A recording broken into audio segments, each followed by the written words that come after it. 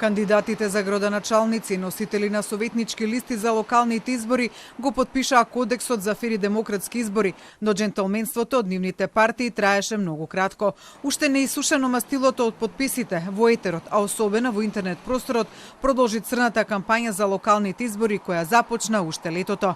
Па така лидерите на ДУИ на ВМРО-ДПМНЕ Али Ахмети и Христијан Мицкоски си разменија навреди во стилот на басните и тоа само неколку часа пред стартот на официјалната кампања. Ахмети му порача на Мицкоски дека со кучиња оди во лов на зајци, но не и на орли, на што лидерот на ВМРО-ДПМНЕ му возврати на Ахмети дека тој не е орал, туку обично врапче. Покусо во реакцијата на изјавата на Ахмети не останаа ниту од вреди. Нивниот кандидат за градоначалник на Чаир Изет Меджити на Фејсбук му порача на Ахмети дека во моментот кога ги нарекол загари сите албанци кои не мислат како него, тој ја завршил политичката кариера, а неколку часа претходно од вреди го обвинија лидерот на ДУИ неговата партија дека се финансиски партнери на Сашо Мијалков и Александар Вучич. Социјалдемократите пак стрелите ги насочија кон Знам. Нивниот лидер Венко Филипче го нарече Знам декор во владата, чии представници молчат за лични интереси, одработуваат и се сервилни кон ВМРО-ДПМНЕ. Од Знам не чека многу да му вратат со иста мера, порачувајќи му на Филипче дека како министер бил синоним за криминали и злоупотреби,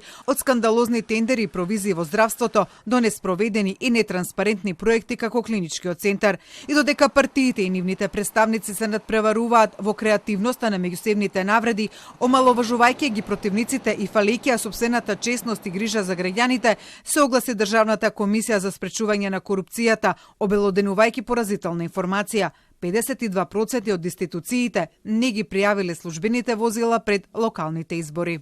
Од 879 институции што не доставија информации, според податоците на МВР, констатиравме дека 192 институции располагаат со 2028 возила, но не доставиле никакви информации до ДКСК.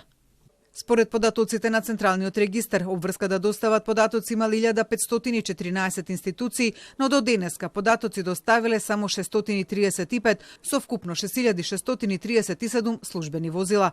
На списокот на институции кои не ги пријавиле своите службени возила, забележливи се големиот број на училишта, основни и средни, како и детски градинки, но и јавни и општински предпријатија, домови на култура, а има и факултети при УКИМ, при Универзитетот Свети Климент Охридски во Битола, но и државни институции.